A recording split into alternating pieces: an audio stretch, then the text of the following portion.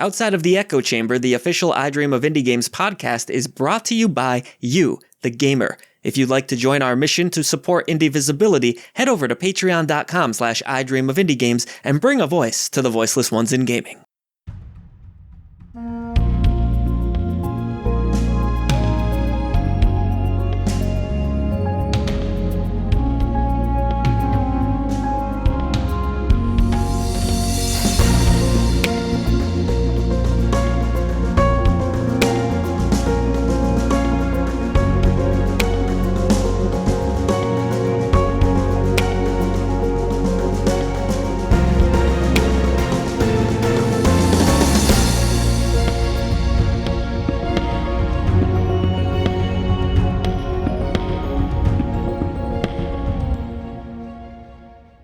Hello, Indie Warriors, and welcome back to another episode of Outside of the Echo Chamber. I'm Old Gamer Joe, joined today with Silent Signs. This is our 20th episode of the most exciting indie gaming podcast out there. Each week, we shine a light on the talented developers and publishers in the indie gaming scene.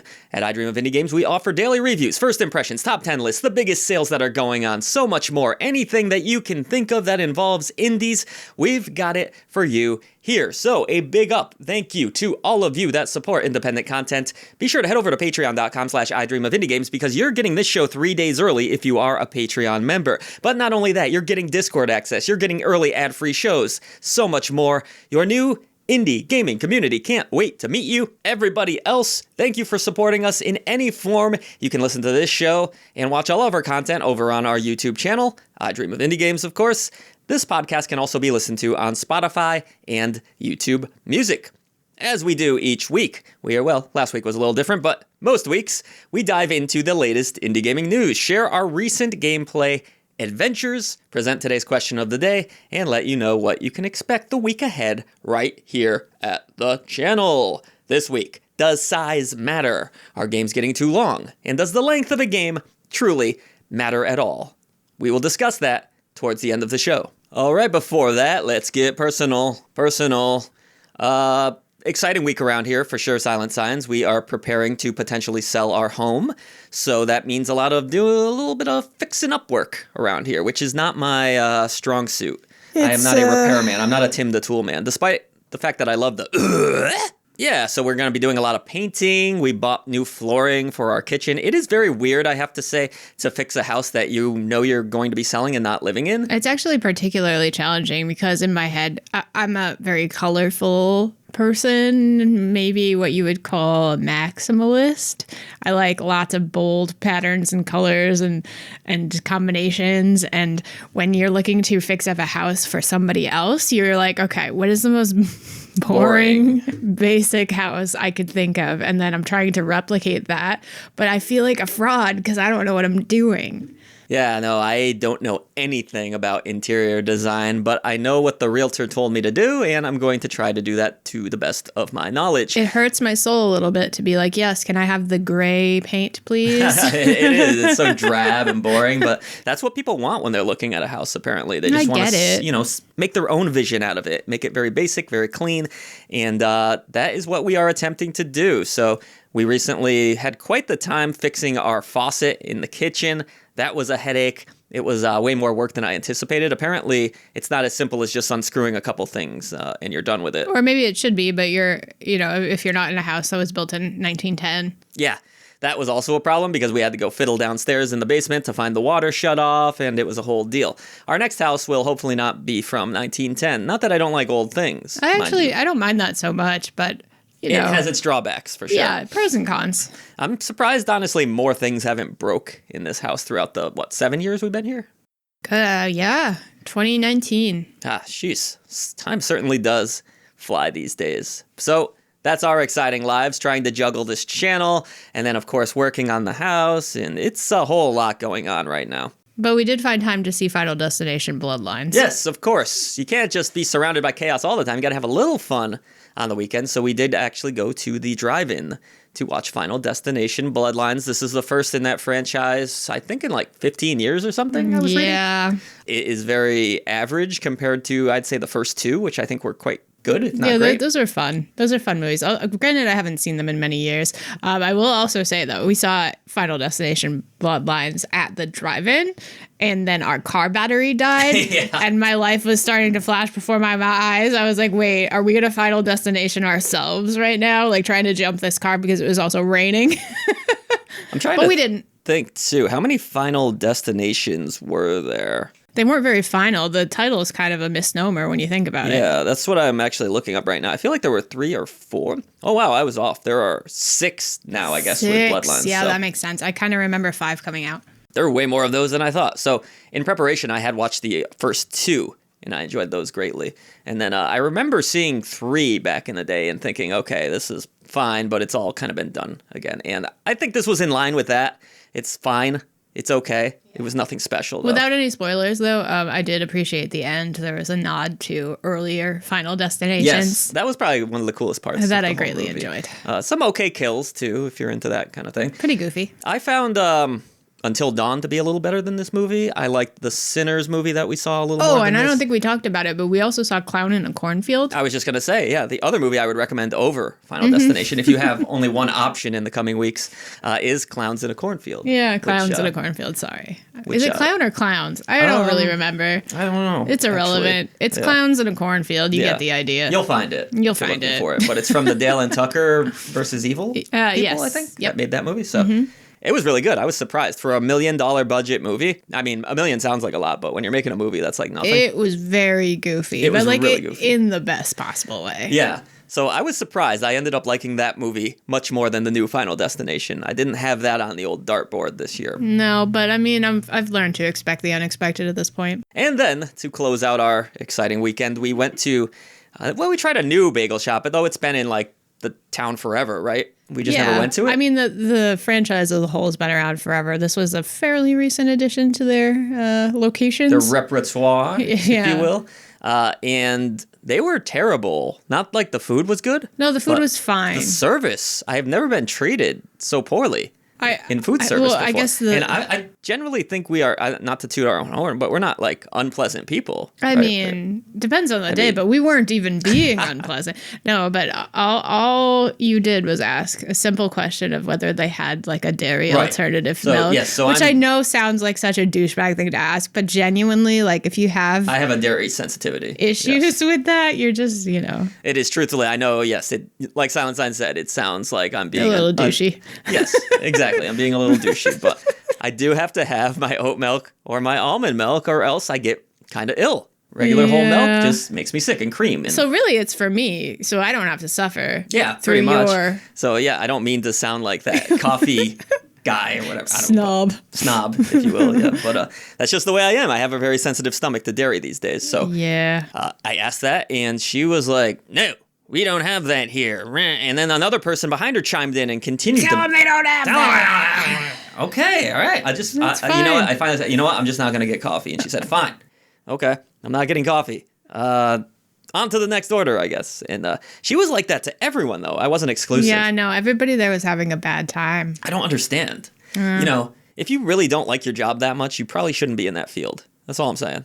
You know, everyone can have a bad day, but... Dealing, as someone who is a customer service representative, at least in a portion of my role, I understand how soul draining it can be to deal with the general public. People sometimes. are, in many cases, absolutely terrible. You're not wrong there. However, your bad attitude is just going to further stoke that fire. Yes, it's just going to get worse. And then they're going to, these days, go on Google reviews and tell you how terrible you are. And that's going to hurt the whole company. And also, it's just, I could see if somebody was being real rotten, and giving you a hard time. But if somebody's just asking you a question. Yeah, that's all.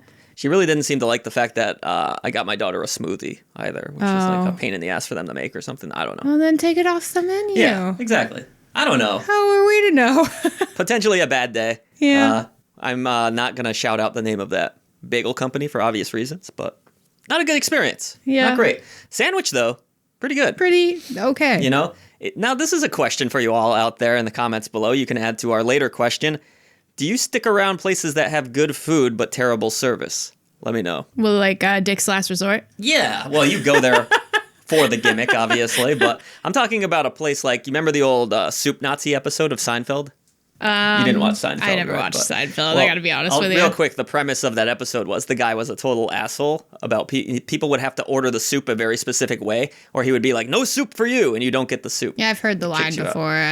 This kind of reminded me of that, where I thought the bagel girl was going to be like, no coffee for you, and she kind of was. If you have a sensitivity to dairy, don't go to that bagel shop. Yeah, no, I don't know. People are within their right to treat you however they want to, and you're within your right to never go there again if you don't want to. Yeah. So whatever. But also, I wasn't like going to be like, fuck you back, motherfucker, or something like that, you know? That would have just escalating the situation. That's not the kind of person I am either. I'm pretty low key, I'd say. I'm pretty calm and collected generally. Meanwhile, though, the guy who came out to jump our car in a rainstorm was as pleasant as pie. Yeah. I was like, this is a way more inconvenient situation. And it was raining. And it was raining. Which kind of sucked, too, at a drive-in movie. It started raining late in, but it added to the atmosphere a little bit. Whatever. But yes, then the car was dead because apparently Silent Signs here didn't put the battery on correctly. It was raining and I had to turn the windshield wipers on periodically so we could see anything. Yeah, that killed the battery quick. It sure did. So don't do that. So they jumped us though. Everything was good. Apparently the car is fine as of now. So yeah. That was our weekend. There you go. A little chaotic, a nasty little customer disjointed. service, average movies, cars dying, and home house repairs, the whole deal. As far as what we've been playing, there are a few reviews from the last week. The Precinct, Silent Signs. You enjoyed a little bit of this title with me. Interesting take on the sandbox open world genre. So kind of a GTA style game, but maybe not quite as over the top. And it puts you in the role of the good guy. You play as a cop in this game. You go around. It's arguable. Depending which side of that you're on, I guess. But you go around arresting people for various petty crimes all the way up to robbery. All kinds of stuff, you know. There might even be gangs to take down. You are getting a variety of different police tasks in this game.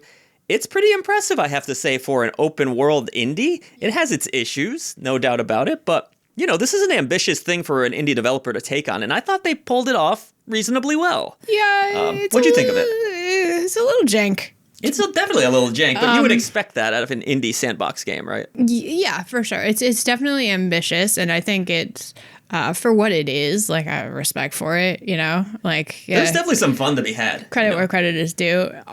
It's just so silly. Yeah, well, that's what this genre is all about. Yeah, no, being goofy. Yeah, and I do wish there was a little more freedom to like what you were able to do. Like, I feel like you have to pretty much follow whatever basic tasks there are, and you can't really color outside of the lines too much. Yeah, I mean, in this game, you get a shift as a cop would, and then you are kind of assigned to a specific area of the city. Mm-hmm. Now, you do get calls, and you can explore outside of that area, but you'll get less experience. You gain more experience based on the area you've been assigned to and, you know, finding people or whatever is going on in that area and then busting them. And actually, you get to interrogate people in the game, too, once you catch them. So you're actually scanning their IDs. Yeah, you got to write them up. Writing them up, and you're doing all this little fun police work. So enjoyable experience. Expect some jank. I think I settled on a bronze Genie Lamp of Approval, which is considered good. I think you were having more fun with it than I was. I would have probably been a table lamp for that one. All right, fair enough. But it's ambitious and it is functional. Definitely, yeah. And if you've ever wanted to play on the other side of a Grand Theft Auto game, then there you go. Yeah, I really feel like you just don't get a lot of these style of games in the indie scene, and for good reason. They are not the cheapest kinds of games to make. There was a really goofy one that was like set in the Middle Ages. Oh, yeah, that was Rustler. That's the one you're thinking of. Yeah. I like that one, too, actually. That one was quite fun. Again, janky as hell, but yeah. They're all going to be janky as hell. I mean, but yeah, The Precinct, worth checking out if you want to play as a cop in an open world sandbox city.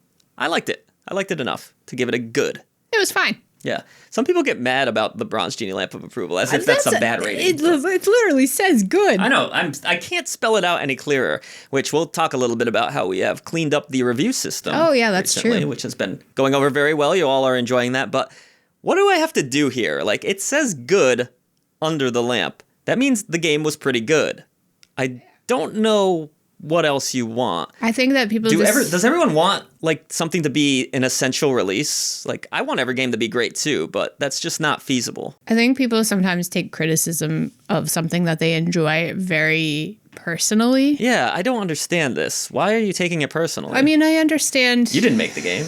I understand more in like cinema and literature and things like that, where you have a very deep connection with the characters or, you know, the band or whatever, you know, like it becomes kind of part of your personality. But with something like The Precinct, The Precinct, you have no emotional connection to this title. You just wanted it to be good because you paid for it. Yeah.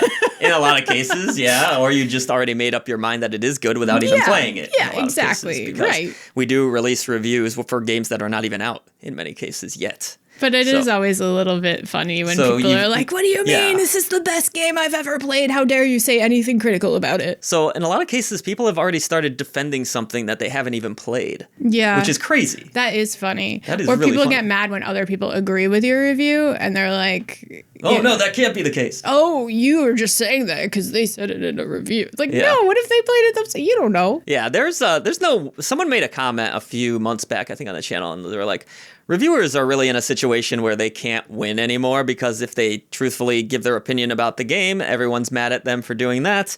And if somebody scores a game very high, oh, well, you were paid for that review. Oh, my God. If I had a dime for every time Which, by the way, never happened. That does not happen. I'm sorry. I know that illusion out there exists that people get paid for reviews, but that is not a thing. You very clearly have to indicate if you're paid for any sort of content. And if that is a thing, you are going to be out of this industry very quickly. We've never been paid for a review. We have been paid for a sponsored video, which is very clearly indicated. How do you not indicated know how this works as out there? not a review. I'm never going to be paid to review something. No, that's insane. No. Who would do that? Who reputable out there would do that? The only payment we get for a review is Google AdSense money, which adds up to like $5. Maybe. Hey, that's on a good day. And that's just from the advertisements from Google. That's not from any developers. Well, you know, Silent Signs, people love a conspiracy theory. They love to talk and think certain ways, and it's just not the reality of the situation. No, I mean, you know, whatever narrative you have in your head, just keep on dreaming. I just want to make that clear, though. You know, you go to a lot of, even if it's not our channel, just don't do that to people. No one's doing that. Anyone that is respected or reputable in the industry is not getting paid for reviews. Come on. Like, really? And you just have to respect the fact that people have different opinions. Yeah. That's all. Speaking of opinions, you had some opinions on Yasha, Legends of the Demon Blade. Yeah, so I've seen reviews for this game a little bit all over the place, but mostly in line with where I was with it. It's a roguelite experience with an anime setting. You're going through the typical roguelite phases and steps, you know, battle through 2 screens, fight the boss. Maybe that boss kills you, start over, level up your character, get stronger and stronger, get further into the game. But there's 3 different characters in this game, all with unique stories, all of which I thought were kind of bad. But 3 unique bad stories. And those 2 screens, like before the boss, it's just very repetitive to me. Now, I know this genre can be repetitive, but it's especially uninspired in this game, where it's just same old arenas. I just plow through it. It's not a challenge anymore either at some point. In fact, pretty easy as far as roguelike games go, this one. It gets a little steeper as you progress, but that kind of made it boring too, the fact that I wasn't challenged at all. I like the idea here, though, a roguelite with 3 different characters with 3 distinct stories, but the stories kind of tie together. But the writing's just not very good in this game. The combat is not effective enough for me to really recommend it to anyone. I think I settled on it being competently made. I think I gave it the table lamp, which is our newest symbol, which has come in handy so far for us reviewers, for those games that are not quite below average, but are just dead average. It turns out we needed that for a while. And Yasha Legends of the Demon Blade, for me, was dead average. But I've seen everything as low as like 4s and 5s for those that use the numerical scoring system, all the way up to 8s.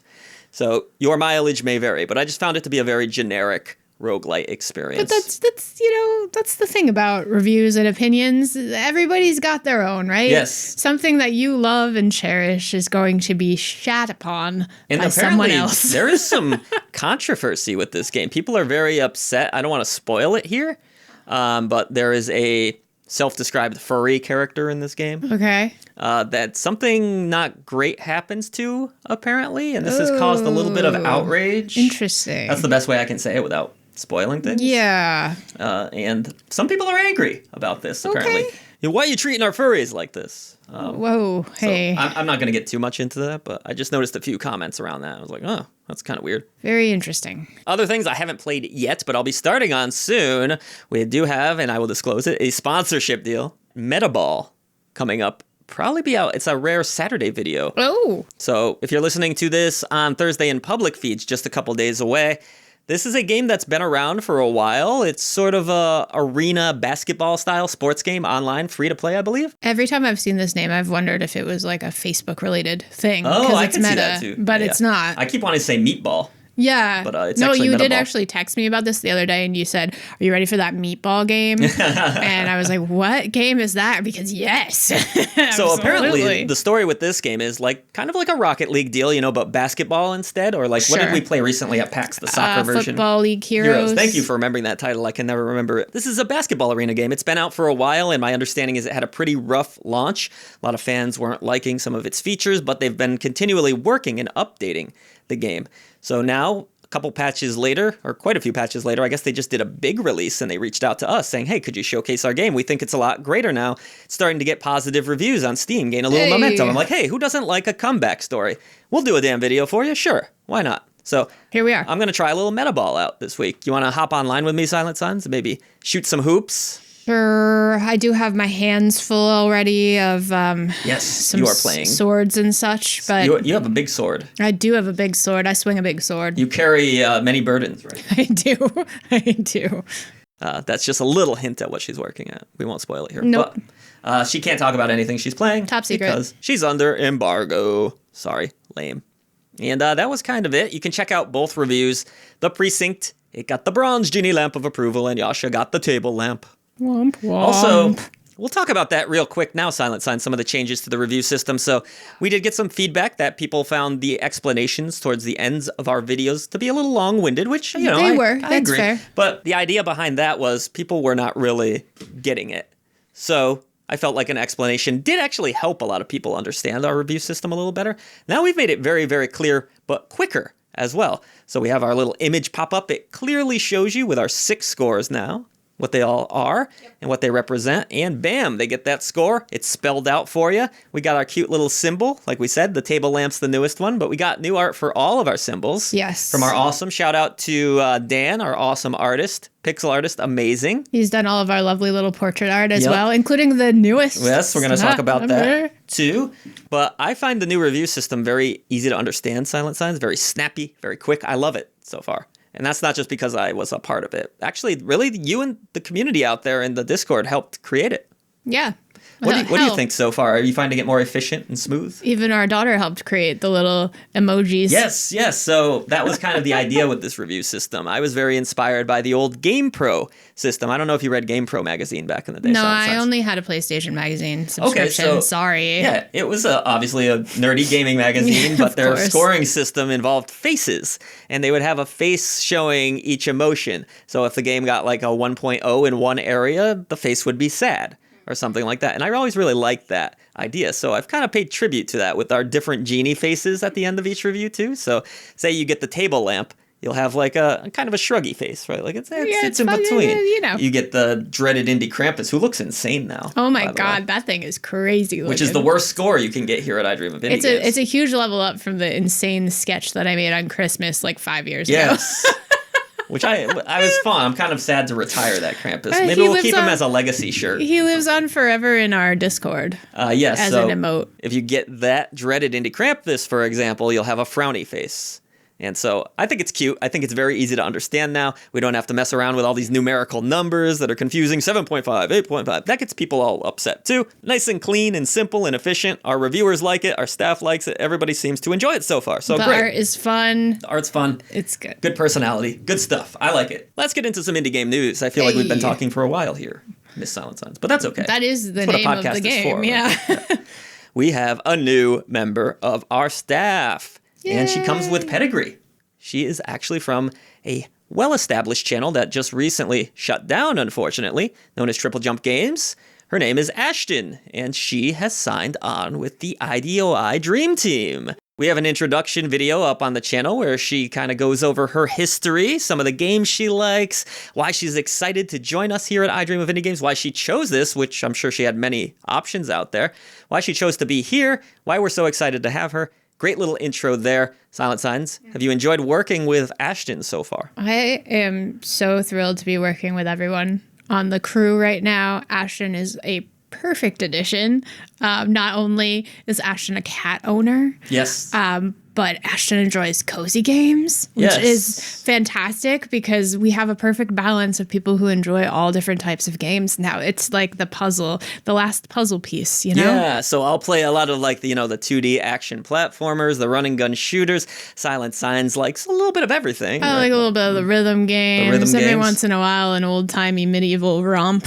We got Barely Magic Mike, who loves more of the deck builders and stuff like that. We added Ted recently, who kind of seems down for whatever. He likes point and clicks. I know that quite a bit. That's great. Ted is also fantastic. Ted's been awesome so far, yes. And then Ashton here, she brings an interesting element because one of our weaker points, I'll be the first to admit it, is the cozy game market and the puzzle game market as well. Yeah. And she's really going to fill that void for us, I think. I do love a good puzzle game, and Mike does too, but I think having more brains are always better. Definitely. You know? And she really is honed in on those genres. She understands them wonderful. very well.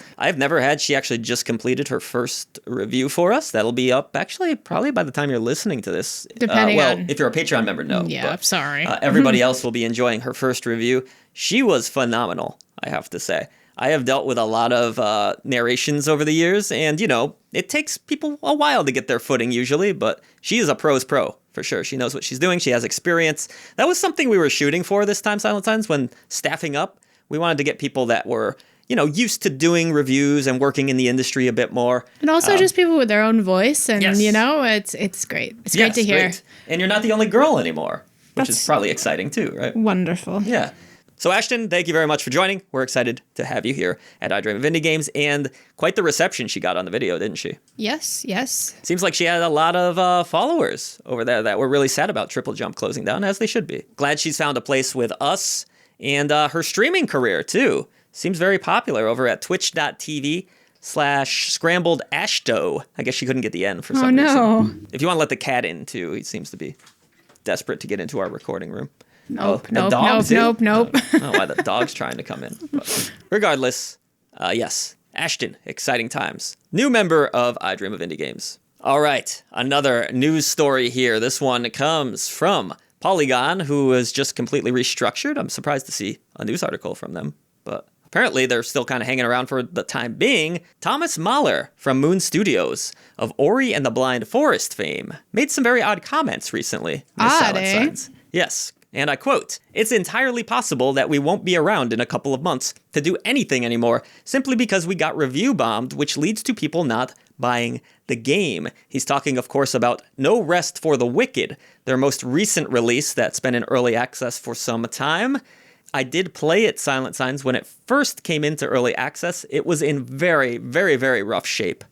So I'm not necessarily surprised that people aren't happy with it so far, but I imagine it's been updated quite a bit since then and improved. He seems to have really taken it personally. What is No Rest for the Wicked? Had a really cool art style to it. I remember it kind of being like almost an action RPG, had some rogue elements to it from what I recall.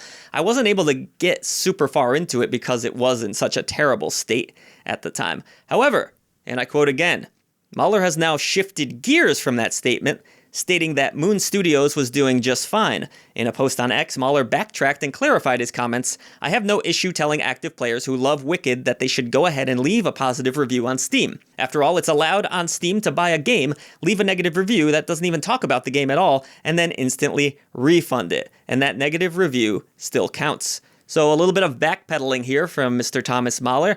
What do you make of this, Silent Signs? Interesting comments. Clearly pretty pissed off about the reception No Rest for the Wicked is getting, and then kind of trying to save face after the fact. It's such a complicated subject, right? Because how do we determine what is truly review bombing and what is just a negatively received game? That's the interesting part with this story, too. Apparently, the game does have mostly positive reviews still at the time of this. So exactly, like, I'm not quite clear what you're so upset about. The fact that certain people don't like it. Is this a true review bombing if you're not like totally bombed out? Yeah, right. You would think that if even still it remains mostly positive or even positive, that it's not truly review bombed. Yeah, no, it sounds more like he's just taking those negative reviews very personally. But then the again, studio is, I should say. You know, if people are truly buying it just to refund it immediately and leave a negative review, then that is review bombing. Again, when I played this game, it was not good. Now, obviously, a lot of work has gone into it since then. I have not jumped back in just because of time and stuff. I do plan to check it out again at some point because I think they're a great studio. Ori and the Blind Forest, obviously. Yeah. Fantastic franchise. Definitely. But a bit odd here, yeah. You'll have to let us know in the comments below. What do you make of these comments? I think the best thing a developer can do in these situations is maybe just not make these comments. I think maybe just, you know, a call to action to the fans of the game to, hey, if you love the game, make sure you share your feedback. You know, I think that would be sufficient. I don't think we need to be making a stink about. It's a little dramatic, I'd say, to be like, oh, we're getting out of games now because you left some bad reviews. Yeah, let's not do that. You know, that'd be like us being like, oh, we only got a 1,000 views on a video. It's all your fault. I'm usually pretty happy to have 1,000 views. Just saying, like, on an indie game, you know. You can't, you know, we can't control what people do or think about us. All we can control is ourselves and how do we react to a situation. And maybe this was just acting on emotion and not really thinking things through. Of course. And you made a good point there, Silent Science. Just like not every video is going to be watched by everyone because that game might not appeal to everyone. Not every game will click with every player. So I think that's just all this situation really is. That's okay. I don't know if it's a full-out onslaught review bomb. I haven't quite checked into all that. Yeah. Quite frankly, I don't care. I don't even think this had to be a topic at all. I do imagine it's hard when you pour your heart and soul and time and blood and sweat and tears into something and it's not well received. I'm sure that must hurt your soul to a degree, but all you can do from that is pick up the pieces and learn from it and grow from it. All right. Nintendo Switch 2 news, Silent Signs. CPU leaks. It's not actually leaking. Ew. This is a document has apparently gotten out there. This article comes from comicbook.com. Quote, the motherboard of a Nintendo Switch 2 console has reportedly leaked early, which in turn has provided new insight into how the console performs. And included in this insight is word of a major weakness of the console, more specifically, the CPU of the Nintendo Switch 2 is notably lacking, which means the console may have a hard time running a few different types of games and genres, including real-time strategy games, grand strategy games, simulation games, MMORPGs, and to a lesser extent, demanding open-world RPGs and games with advanced physics. Didn't I also recently see that they were holding all press, like, reviews? I think Barely Magic Mike pointed that out. Yeah, we don't want anyone reviewing the system initially. I don't know if that's a cover-up for, like, maybe this thing's going to have some launch issues or some of the game's lineup isn't going to be perfectly optimized. All I know is who knows? When a game holds all coverage until after something has been released, it's usually not always a great sign. Not a great sign. Not always, but sometimes can be a bad sign. Yes, for sure. But who knows with that? But the CPU, so for a lot of you out there that aren't into the nerdy-gurdy of how things work, CPU is important for when you want to have a lot of characters on screen at once. Like, well, I understand. It's like processing power, yeah, right? Basically, yeah. This was the problem with the original Switch. That's why I really, really struggled with open world games. You had them chugging, those low frame rates, that kind of thing. Open world is where this console struggled greatly. And that seems like that could potentially be a problem here too if this shakes out to be the case, where the CPU, actually, according to this, is even weaker than the Steam Deck's, which is now 2021 console. So these documents also reveal that the plan may have potentially been for the Switch 2 to come out much sooner, and then the pandemic kind of shook things up. It does have a date of 2021 in the documents. Interesting. So my guess is, and this is just speculation, of course, that they wanted this console out much sooner. And I fear that Nintendo might be in a similar situation they were with the original Switch, where you have brand new games coming out, right? Like big open world. People are expecting to be able to play new AAA games on their Switch 2, as they should. Right? It's a new console. You just paid $500 for it. I think they could run into the Switch problem again, where a lot of these games are going to struggle to run properly. Now, will enough people care about that? I don't know. I don't think so. How many people are buying a Switch 2 to play the new, I don't know, Elden Ring DLC?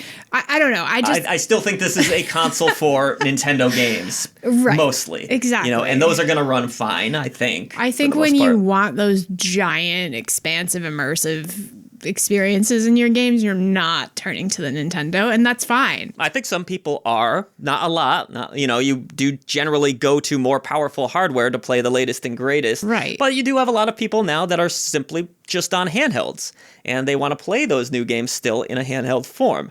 So they might be willing to give up the performance just to have that handheld experience. For the convenience. Right. So maybe they won't care. They certainly didn't seem to with the original Switch in a lot of cases. Yeah, I don't really see this being... Probably not a huge deal. I see this being a thing that nerds get upset about on the internet. Right, yeah. I don't see this being an actual real world issue. This is one of those things where... I'm someone that likes performance. I'm the first to admit it. I like my games to run better because I feel like games are more fun when they're running better. That's just me. Yeah, but you're not turning to your Nintendo Switch for that. You're turning to your PC for that. So understand what you're getting, I think, with any handheld. It's never going to be as powerful as a base PC or a console. And you should know that. You should know that. So the GTX 1050 Ti, which is apparently what the Switch 2 is comparable to when it's docked, came out in 2016. So this is not going to be a powerful console. I think that's pretty obvious. But it doesn't need to be to run those Nintendo-ish looking games, And that's fine. If you're turning to the Nintendo Switch or Switch 2 for power, stop doing that. What are you doing? Stop. Pretty much, yeah. And hey, it's worth noting, though, if you are one of those tech nerds out there, I like tech. I like to see what's under the hood. I like to see how powerful handhelds can get. I think it's a really cool market now that you have these portable PCs and they're getting stronger and stronger. I'm really blown away at some of the stuff the Steam Deck can still do all these years later. Man, I was blown away by having a Game Boy when I was a kid because I could play a video game in the car. And I thought that was the coolest thing ever. And then when you put that little anglerfish light on top of it, you know what I mean? Oh, that thing was awful. That I could not see even with that. Blew my mind. So the fact that I had the anglerfish on my Game Boy Advance, I think it was. The fact that you can have a Switch now and play like a full color, like beautiful looking game. You don't have to worry about the sunshine outside, obscuring your view. Is incredible to me. So, whatever. You remember this game? It was kind of off topic here a little bit, but it was a game called Golden Sun, I think. I had it on Game Boy Advance. It's like an RPG that literally used the sun to power some of its mechanics. No, I never saw that. It was cool. You had to go outside and actually get sunlight on it. Oh man, you had to touch grass while playing games? I thought that was so crazy. awesome. Yeah, I want that franchise to come back. I miss the things like that. Like, do you remember gimmicks, that? You mean? Yeah, I miss gimmicks. Me what too. was the game where you had to scan the barcodes? Oh shit! Was it Monster? That? Not Monster Rancher. You're thinking of that's Monster CDs. Rancher. You put CDs. That in. one too. But there was another one where there was. We've looked this up before, and I forget it every time. No. You would scan food, food barcodes. Really? Yeah. Oh, I forget what it was called. I'll look it up later. It was something similar to Monster Rancher. But anyway, what happened to stuff like that? Gimmicky stuff, back from the Wii era, where everything was a gimmick back then. It seemed. I think the closest we have to that now is on mobile, like Pokemon Go type stuff. So yes, I do actually miss gimmicky stuff to a degree, which is weird because I feel like when it was happening, we were all like, this is a gimmick. Remember Kirby Pinball? Oh, yes. Yeah. Where you the tilt one? Was that the one where, did you actually tilt the console for that? Yeah. Interesting. That was fun. Yeah, I liked some of the Wiimote gimmicks too back in the day. They weren't all great, but some of them were a lot of fun. Like balancing your Wiimote, using it as a telephone, you'd get phone calls and No More Heroes. I'd be like, this is awesome. We tried a lot of new things those days. Now I feel like we're pretty set in I feel like even though with the Switch 2, not to talk down on it or anything, but I feel like it's pretty safe compared to what Nintendo usually does. Maybe they still have something up their sleeves. Who knows? We can see, there's some cool little things to it, like the mouse compatibility, how your Joy-Con can turn into a mouse and stuff, but not quite as full-on Nintendo gimmicky as the past, for sure. All right, more news here. Clair Obscur continues to sell like hotcakes. Silent Signs Expedition 33 has hit 2 million copies sold, and that was after just 12 days on the market. So this game is a massive hit. It was not fazed in the least, it seems, by the stealth drop of Bethesda's Oblivion remake. So there's a lot of talk in the markets, Silent Signs, about how, things are rough out there, things are tough, but I'm not seeing evidence of games selling poorly in the gaming industry right now. I think people are still very hungry and willing to pay for good games if the game is good. We have evidence of that now here because Oblivion is huge and Clear Obscure, which is a AA game, really, massive hit. What do you make of this? How do you feel about the gaming market and people responding positively to 2 games on the same day? I think it's exciting. Everything I've seen about Clair Obscure Expedition 33 makes me want to play it even more. It is so good. I've only gotten to 2 hours and I'm dying to get back freaking work, but it is so good. It just is so appealing to all of my senses. Like the visuals and the music is so nice, and it seems like it has a good sense of humor in some parts of it. I really feel like this is going to open a lot of doors for AA developers out there that aren't quite making these big AAA experiences, but have just enough to make it feel pretty damn close and comparable.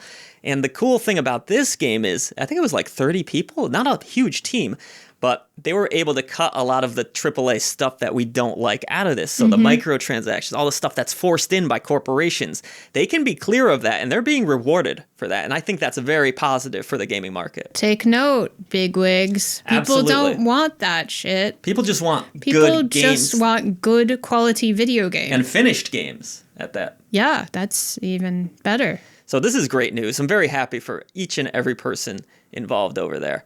Good job. Clair Obscure, despite a huge stealth drop, too. Now, obviously, this was probably crushing to a lot of those smaller indies that came out that week, like Steel Seed, which I think is outstanding. Yeah. But still, all right, it's good to see Clair Obscure find an audience still, despite that. Which is a dick move, by the way, Bethesda, and I stand by that. All right, in our topic, speaking of long RPGs and the whatnot, obviously Oblivion, many hours, hundreds of hours people could sink into these franchises. We're talking about the length of games. Does size matter in your opinion, Miss Signs? Ooh, We're talking about games, to be clear. Okay. I think it really depends. And I know that's a cop-out answer, but hear me out. It depends on the genre. Yeah. Yes. That is actually the answer, probably. Yeah, no, it does, for sure. There are a lot of games that I actually prefer them to be shorter. Absolutely. In the indie scene, especially. You don't want, something dragged out for 30 hours. That doesn't need to be. For, an emotional narrative game or a puzzle game, for example, I feel like 8 to 10 hours is my sweet spot. Yeah, I would agree with you, though. With a puzzle game, it could potentially be endless if it's addicting enough. But. For an RPG, something more expansive like that, 20 to 30 hours, I feel like, is a reasonable expectation. I don't necessarily need even RPGs to get into 100 hours. No, I don't think that's really necessary. I see the appeal of it, especially if you're buying a AAA game. I feel it's very tough for me personally to commit to even, I did it recently with Uden Chronicle where I committed to 60 hours or something like that. But it's pretty rare, and even for a game that I'm loving, that is a lot of hours. Well, to spend that becomes on a bigger issue, especially as an adult with, a job and other responsibilities. Sometimes it is hard to find the time in the day to commit to something that girthy. It could also be a good thing, though. I can see that perspective, too, where, okay, I bought this one game and I'm going to be playing it after work for months. And that could be good. Also, does the length of the game come from repetition of the same thing over and over again in a roguelike style? Or does the length of the game come from true progression through an expansive, well-thought-out story? Right, yes. Because that's very different as well. So you know me very well, and you know one of my biggest pet peeves is not making progress in games, feeling stuck, feeling like I'm doing the same thing over and over again. So as long as I'm progressing and still having fun, that's the most important aspect. Not necessarily how long the game is. Right. It's how I'm enjoying the experience. So I don't even really consider the amount of hours that important. Yeah. I consider the fact that I'm having fun. I get frustrated a lot when games use roguelike elements to pad out the length of the game, and they're like, oh yeah, it's 20 hours long. It's like, no, it's not. You're just making me do the same shit over and over again. Yeah, that's not. Don't lie to me. I mean, okay, technically, yeah, I've spent that many hours, but I've not been doing new things. Right, I've been doing the same thing for the last 10 hours, Carl. Come on. I got a couple new spells. I got a couple new attacks. But yeah. Yeah, so that's kind of why that genre, I don't mind the genre, but at times it can drag out for me. I think the length is important, but I think that there's no right or wrong lengths for games as a whole. I would agree. The length is important that it's short enough in some games and that it's long enough in other games. You know what I mean? I think that's fair, yeah. So if you bought a $60 to $70 RPG and it was 2 hours, you might be a little upset about that. Sure. But does that really happen very often? If you bought the Clair of Seer game and you were done in 3 hours, you would have probably been pretty upset. Sure, that's reasonable. But think of what you spend on a movie, too, and you're getting an hour and a half experience there for a pretty hefty price these days. So. Yeah, we paid, what, $38, $39 yesterday for the three of us to see a film. For 3 of us, plus you get food. So it's like a $70 outing. And that is an hour and a half of entertainment. Yeah. So when you think of it that way, I would say video games offer much more value than movies. If you're looking for pure hours of time really spent. Think of it that way, though, do they? I don't, but that's a common thing we get on every review. How long is the game? How long is the game? So people care about this greatly. It kind of surprises me. I also think it's really interesting, and maybe this is a topic for a different day, but how upset people become about the cost of games in general versus the cost of other things in life. Like, people don't necessarily get upset about the cost of, well, I guess they do too, but it's all relative, right? Like, you only pay how much a month for Netflix? $17 or something like that. Yeah, for arguably a lot of content. For a lot of content. But you get very upset when the price goes up. And then nobody likes a price goes up $1 and people are like, oh my God. Yes, well, prices are up across the board. I mean, my email just went up. I'm paying more now. I'm not happy about it, but it's $12 versus $10. That said, sometimes you see an indie game on sale for $20 and people are like, price is too high. I can't pay that. Yeah, no, that's very strange to me. We are in this place now where there are a sector of gamers not willing to pay $20 or up for indie games. Or also, like... Or thinking that's high. People don't buy albums anymore, really, right? Not really. Very rarely I mean, I'm sure people do, but... Very rarely. Vinyls. But, you get your collectors. You want to buy your collector's edition of a vinyl. But, like, a new album comes out that you're excited for. You're not buying it. Like a digital copy of it. You're not buying a CD of it anymore. Nope. You're paying your monthly fee and you're listening to it. You're paying your maybe Spotify fee, maybe you're stealing it or watching it on YouTube or whatever. But like, I don't know. How do we justify that and then get upset about the rising paying cost for of games and then, get upset when our favorite bands can't tour anymore or our favorite developers can't make games? And it's like, well, yeah. That's life, huh? Where is their money? Said it would be easy. Where's their money coming from? You're not paying for any of this. Yeah, so...